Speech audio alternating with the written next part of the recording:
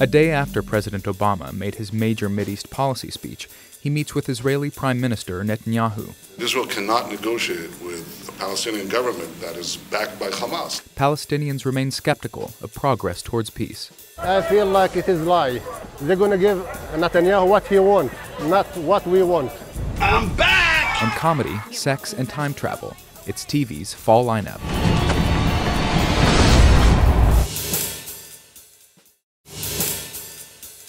Ready? Good. Well, let me first of all welcome once again Prime Minister Netanyahu. President Obama and Prime Minister Netanyahu of Israel held a very long meeting today in the Oval Office, which came a day after Mr. Obama made new proposals for the baseline for a negotiated settlement between the Israelis and the Palestinians. As I said yesterday during the speech, the Palestinians are going to have to explain how they can credibly engage in serious peace negotiations. Mr. Obama didn't mention the 67 borders in his statement after the meeting with Mr. Netanyahu, and he seemed to go out of his way to emphasize or re-emphasize the American commitment to Israeli security. Mr. Netanyahu, on the other hand, was adamant in rejecting any suggestion that Israel negotiate from its 67 borders. While Israel is prepared to make generous compromises for peace, it cannot go back to the 1967 lines, because these lines are indefensible. President Obama has an opportunity to speak to the most influential pro-Israel lobbying group, AIPAC, on Sunday, and he's probably unlikely to take a strong and confrontational tone toward Israel, especially with an audience like that. The interesting question is how the audience is going to receive him. A few people have suggested in the last day that he might even be booed, which would be quite unprecedented. In the past, when Secretary Clinton has addressed AIPAC during tense moments, there were also predictions that she would be booed. In the end, the audience is almost always polite. But as Secretary Clinton did, you can expect President Obama to use this opportunity to reaffirm rather than confront Israel on the peace issue. Thank you very much, guys. You want to head out? Thank you. This is Ben Solomon reporting for the New York Times in Ramallah. Friday morning is prayer time here on the West Bank. For many, it's a time of discussion and introspection. It's also less than a day after President Obama made a major speech on Middle East policy. I feel like it is a lie. They're going to give Netanyahu what he wants, not what we want.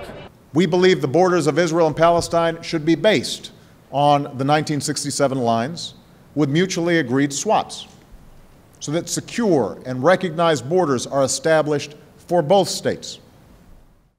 Obama's statements on Israel's pre-1967 borders and the need for land swaps have been seen on the global stage as a subtle but significant policy change, nudging the U.S. a step closer to the Palestinian position.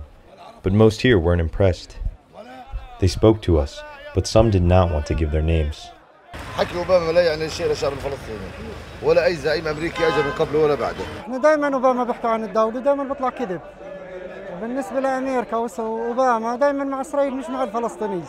The speech didn't address what many here say is a primary sticking point: Jerusalem. If it's possible to have an independent state with Jerusalem as the capital of the Palestinian state, with a free Gaza, no siege or closure, in this case I think we can live in peace with the Israelis. We need the border of 1967 war, include East Jerusalem, at least, to be happy. Conditioned by decades of deadlock over a deal to create a Palestinian state, and 2 years after Obama's landmark speech in Cairo to the Arab world, Palestinians here seem skeptical that Thursday's speech or Friday's meeting between Obama and Israeli Prime Minister Benjamin Netanyahu would spur any real change.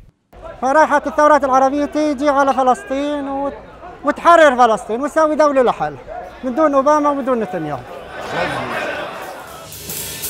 So Brian, we're at the end of a very busy week covering the upfront presentations. Tell us what some of the themes were this week.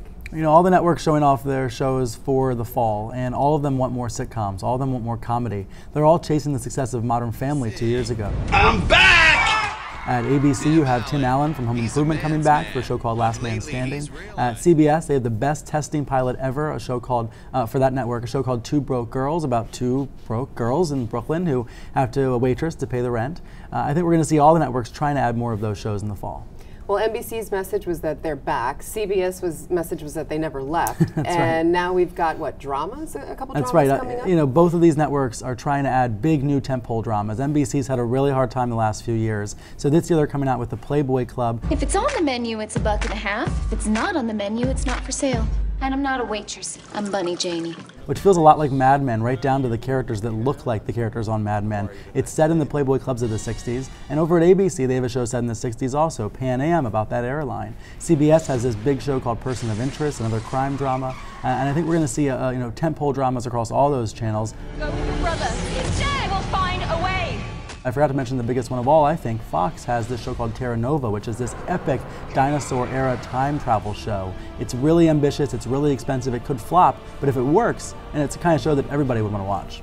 You mentioned Mad Men, you mentioned the 60s. At the end of the day, the upfronts are all about advertising and advertisers. So what do you think they're excited about? What was your sense from the media buyers and planners? Well, there's an expectation that advertising spending will increase, that we're in the midst of a rebound after the recession, especially in TV advertising. And at the end of the day, there's going to be more money committed than there was last year. Even in an era where television ratings are slowly creeping away, they're fragmenting, broadcast television is still the biggest of all the games in town.